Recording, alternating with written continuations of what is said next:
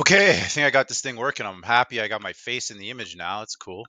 So I will just show you guys what it looks like for an AI chatbot via text, or at least some of the messages that are being sent via text to the AI, and how this bot we built is actually going about qualifying people who need life insurance. I was so happy with this build out. Literally, the day we deployed the bot, it started to have really great conversations. This thing is compassionate, but it also at sometimes is cold blooded. So I'm like, I'm a sales guy. I've been doing sales for 15, 20 years. Watching an artificial intelligence do what I do but better makes me very happy, because then I can just build more. So this is an insurance assistance bot that we built for an insurance agent, qualifying a lead. Like we got all of his leads together. We sent the bot out, had conversations with them, and this is one of the conversations that came back. And I can tell you, I am supremely impressed with how it qualified, but also driving the booking towards the agent.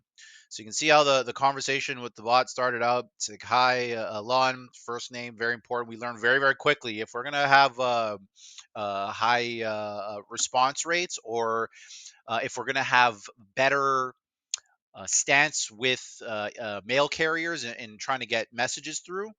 Being personalized, even on the first touch, separates you from just being a marketer sending out a whole bunch of SMS blasts, and it looks more like you're actually a business reaching out to a potential customer, because you're being personalized. So it's, hi, Lon. My name is Kelly. You may remember reaching out for online for info on Life Plan. If not, that's okay. Did you get what you needed? And then, of course, we have the regular language here for the unsubscribes, because you need that. And then in the first message, we also include the calendar link that we build. We actually build out calendars that integrate into the bot, as well as any other automations that you guys want to do for this particular agent. He just wanted to connect his calendar that he uses for work to the calendar we build in, so that nothing overlaps, and the bot can easily book people onto the calendar without interfering with his other stuff. So, hey, thanks for the message. We will get back to you shortly. Can you let me know what you're looking for? So, literally, the bot got the number for what looks like to be a business, and then that business phone number has a very basic automation that responds back with a question trying to qualify us. But you can see, like, literally, like, immediately, Kelly was responding to that automation saying, hi, you may have filled out an online form about life insurance. That's why I'm reaching out. I work with Michael Reichman, a top insurance broker. How can I help you today?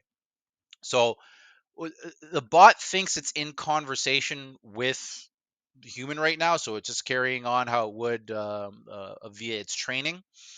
It wasn't until 10 minutes later that the user actually got around to it, said hi, and the bot responds, hello, how can I assist you with your life insurance inquiry today? Right away, users like, how much is it? I want to know numbers. And generally, like, this is all, I mean, in Canada, we're having a bit of a tight time with money right now. No problem. We're going to come out of it eventually. But a lot of people want to know, how much it costs. How much is it? How much am I going to have to spend? How much am I going to shell out? So generally, we don't really want bots to have those conversations themselves, unless you really train a sophisticated negotiation bot to be able to manage that. We generally like to have the bots route the conversation to the closer or the agent, whoever it's booking for, in order to get that connection with the lead, on the phone, on a Zoom meeting, what have you. Like, that's the ultimate goal.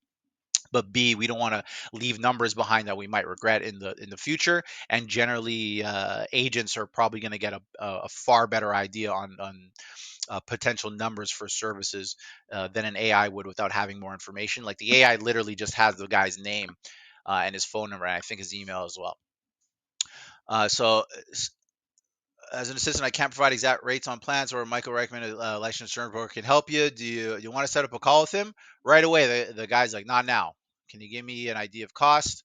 Sorry for any confusion, but as an assistant, I'm unable to provide a specific plan cost. Those details would be best discussed with Michael, licensed insurance broker. So, like, literally, the boss drilling into this guy, like, hey, like, we can't do it. I can't do that for you. I don't have a license. I'm an assistant. I'm an unlicensed assistant for Michael.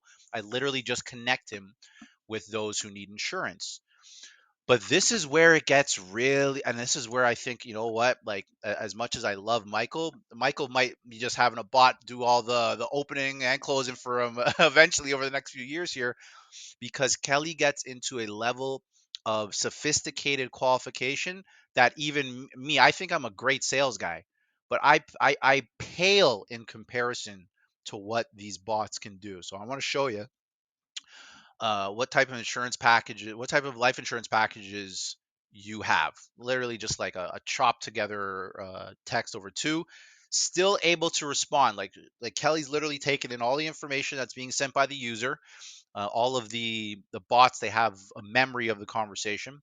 We offer diverse life insurance options, including term life insurance, whole life insurance, universal life insurance. These are designed to fit various needs. Can you share what you're looking for in a policy? Let me actually zoom that in so you guys can see a little better. Let me see. And then he says, not allocated. Scroll down. What type of life insurance packages do you have? Essentially, trying to say. And it's funny because like the user, we can't ask the user for perfect text back. We can't ask for that. They're customers. All we can do is get the data from them in terms of their message, give it to the bot, and see if the bot can manage a response that's competent. And in this way, like, I mean, this is very high competence in terms of responses. Again, she's trying to reiterate. Sorry for any confusion, but as an assistant, I'm unable to provide specific plan costs. Those details will be best discussed with Michael, who is a licensed insured broker. But I can help you with general inquiries. So she's bending a little bit here. She's noticing this guy really wants to know numbers. This guy really wants to know price. And so at this point in time, she's like, I can help you with general stuff, like no problem. He takes that and he runs with it. Like this conversation gets deep. What type of life insurance packages do you have? Oh, I read that part right. Do you do term life insurance? Yes, we offer term life insurance. It's a policy that covers you for a specific number of years. Can you tell me some of the main objections for considering this type of policy? It will help provide you with the most suited information. Is there an insurance policy is there, look at this. Is there an insurance police where I can borrow against the policy? Even it doesn't matter. Spelling, like the intelligent, like I study how AI actually goes about reading the data through like text encoding, image encoding, all sorts of completely irrelevant stuff for the everyday professional who just wants an assistant to work 24/7. You guys don't need to know about that. What you do need to understand is that this machine, this bot, Kelly, she's just trying to put together the best answer possible based on the most recent message as well as the thread of the conversation. And it looks like she's slowly getting the target here or the lead to try and bend a little bit and say, you know what, maybe I should just get more information and consider Michael more as opposed to just try and go for rates because everyone just wants numbers, rates. Like you really have to slow them down and say, hey, we can get you a number, but if all you're looking for is a number, you can go and get that sort of stuff online, quote builders online. When you want to get something that you can action on, like a policy, you probably want to speak to a broker, an agent, advisor. I know that the brokers and advisors who are watching this video, they're probably either flabbergasted seeing that this can be done over text, or they're emailing me right now trying to figure out how they can get it. Let's continue. How many years has Michael been a broker? Michael Wright been successful insurance broker for over a decade. His experience lies in helping clients find suitable life insurance and investment plans. Would you like to discuss more with him? Again, like let's get the meeting going. Can we book a time on the calendar? Do I need to pay off the policy to borrow against my permanent life insurance policy? So he's getting into the weeds now of the efficacy and the process and function of the policies. And we did not train Kelly on that. We did not. Like all of the bots that we build right now are built on OpenAI's LLM, large language model. So any underlying training on the understandings, the comings and goings of Canadian insurance, she already knows. We just give her some guardrails to follow when it comes to the conversation, namely, don't talk about numbers, don't talk about anything other than insurance, and try to get this meeting booked. I wish training was that easy for regular SDRs, but generally, she'll be able to answer any question in regards to life insurance without any hesitation.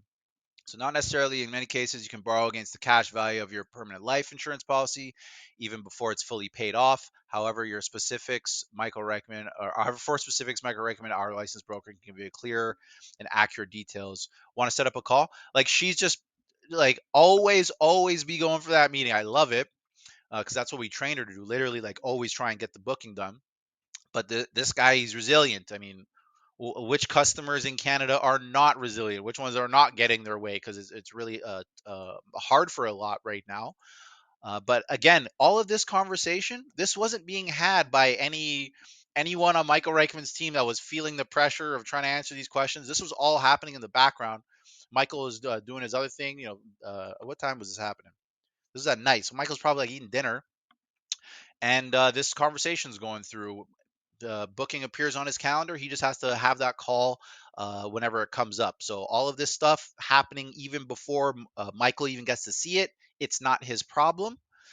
He just has to close the deals when the calls come up on his calendar. How many years do you have to pay for permanent life insurance policy? A permanent life insurance policy typically lasts as long as you live and continues to pay the premiums. The exact terms will vary based on the specific policy. I can help you set up a call with Michael Reichman. Da, da, da, da. What's your name? So this guy's not like, what's your name? Like, who is this who I'm talking to that is so well versed on insurance yet can't provide me with a quote? My name is Kelly. I'm here to assist you with your questions about life insurance. Let me know how I can continue to help. What's the best policy for someone in their 40s? So now they think this person's like, okay, Kelly, you really sound like you know what you're talking about. I want a diagnosis. I want to see what you think is the best policy for me given my age. Best policy depends on individual needs. For someone in their 40s, term insurance can provide larger coverage at lower costs, but a whole life policy could offer lifetime coverage and cash value. Would you like to discuss this further with our broker, Michael? And now he's just completely ignoring the Michael stuff. Is your whole life policy something you pay for the rest of your life? And all honesty, like I'm learning about insurance from Kelly. Well, the first time I read this conversation, I'm even thinking about my own life insurance, business insurance, and stuff like that. But the value to a lead to get this information near instantaneously, it's through the roof. Like who out? What other? I don't know what other insurance or offices you guys you're working with, but who else is able to respond to texts at 9:45 at night, 10 o'clock at night, getting critical pieces of information that'll eventually drive them towards getting a policy. I don't know a lot of insurance offices who are doing that. Kelly can have this conversation with 100 people at 10, 11, midnight, doesn't matter. And so this is, I really, really believe, we're at a time now where these types of interactions are going to become so commonplace, and it's not just within regular working hours that people are going to get information.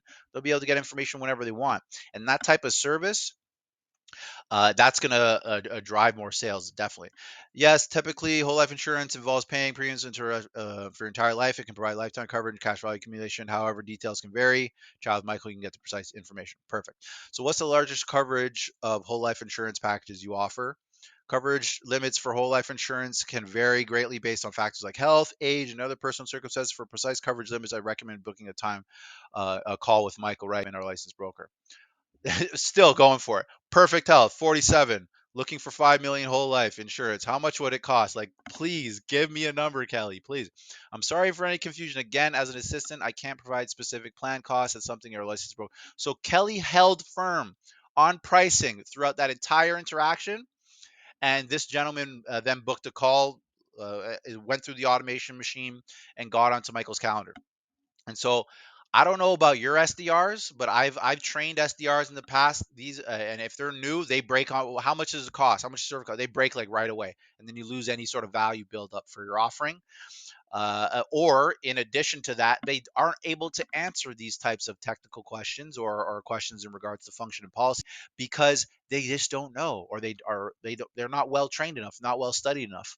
And I think the big difference here is Kelly is fully trained.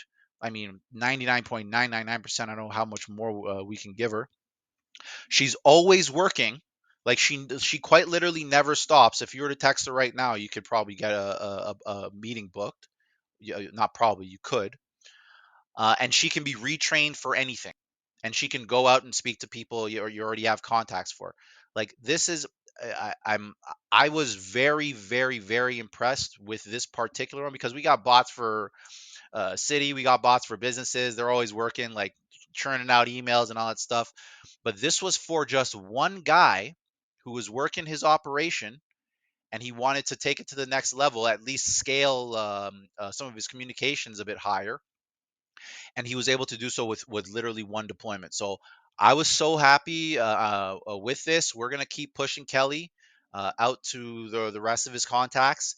If you guys, I mean, I make this for insurance broker. If any of you seeing this on YouTube is curious about how we build these bots or wants a bot for their own, definitely send me an email, alex at peakdemand.ca, or you can visit peakdemand.ca and go through our bot, our calendar, no problem. And what else do the YouTube guys say? Please like and subscribe. Peace.